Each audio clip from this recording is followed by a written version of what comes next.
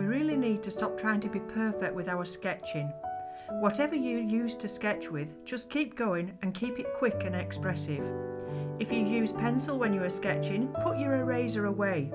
If you use ink, don't worry about lines that are wrong, just emphasise the ones you like. Sketching is all about catching a moment in time to work on in more detail later.